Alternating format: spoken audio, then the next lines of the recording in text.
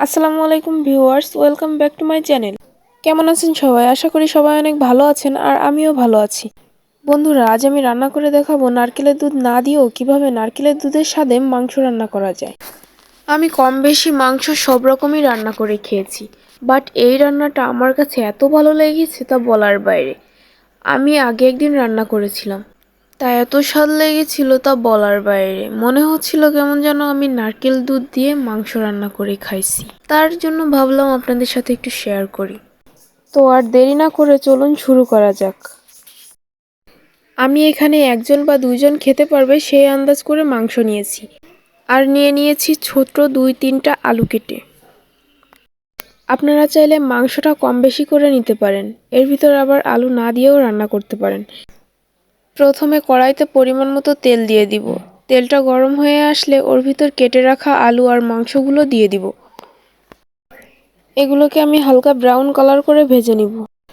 ভাজতে ভাজতে হালকা ব্রাউন কালার হয়ে আসলে এগুলোকে আমি উঠিয়ে নিব।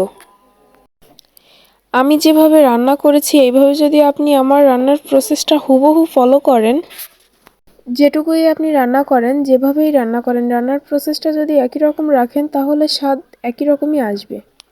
বিশ্বাস করেন, আপনার পুরো বাড়ি একদম রান্নার ঘ্রাণে মো মো করবে।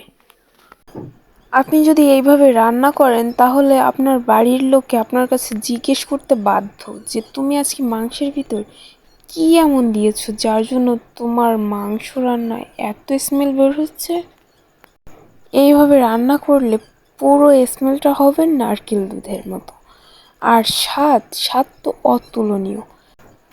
আপনার যদি আমার মুখের কথা বিশ্বাস না হয়, আপনি নিজেই রান্না করে দেখেন না কেমন টেস্ট, তারপর আমাকে একটা কমেন্ট করে জানিয়ে দিবেন যে কেমন হয়েছে। তো রান্না করার জন্য চুলায় একটা ফ্যান বসিয়ে তাতে পরিমাণ মতো তেল দিয়ে দিয়েছি। তো তেলটা গরম হয়ে আসলে আমি ওর ভিতর একে একে পেঁয়াজ বাটা, রসুন বাটা, 1 চা চামচ জিরা বাটা ও 1/2 চা চামচ আদা বাটা দিয়ে দিয়েছি। তারপর কিছুক্ষণ নাড়িয়ে চাড়িয়ে যখন দেখছি সুন্দর একটা স্মেল বের হয়েছে তখন দিয়ে দিয়েছি শুকনো জল বাটা। তারপর আরও কিছুক্ষণ নাড়িয়ে চাড়িয়ে দিয়ে দিয়েছি স্বাদমতো লবণ ও হলুদ গুঁড়ো 1 চা চামচ। তারপর আরও কিছুক্ষণ নাড়িয়ে চাড়িয়ে আমি ওর ভিতর হালকা একটু পানি অ্যাড করে দিয়েছি। পানিটুকু যখন টেনে গিয়েছে, মশলা থেকে যখন তেল ছেড়ে দিয়েছে, তখন আমি দিয়ে দিয়েছি মাংস ও আলু। তারপর আবার ভালোভাবে নাড়িয়ে চাড়িয়ে যখন দেখছি মশলা প্লাস আলু মাংসগুলো কড়াইতে লেগে যাচ্ছে, কড়ার তলায় লেগে যাচ্ছে, তখন আমি দিয়ে দিয়েছি ওর ভিতর সামান্য কষানো পানি। কষিয়ে নেওয়ার জন্য যে পানিটা দিয়েছিলাম সেটা টেনে যাওয়ার পরে আমি ওর ভিতর আবার রান্না পানি অ্যাড করে দিয়েছি। তারপর আমি ঢাকনা দিয়ে ঢেকে 5-7 মিনিট জাল করে নিয়েছি। তারপর মোস্ট ইম্পর্ট্যান্ট যেটা, সেটা হচ্ছে গরম মশলা গুঁড়া। এটা আমি দিয়ে দিয়েছি। এইটার জন্যই আপনার কিন্তু টেস্ট আসবে তরকারিতে, না হলে কিন্তু আসবে না। গরম মশলাটা আমি ভালোভাবে ধুয়ে শিলপাটায় পিষে নিয়েছিলাম, আমি কোনো পানি অ্যাড করিনি, তার জন্য গুঁড়া হয়ে গেছে।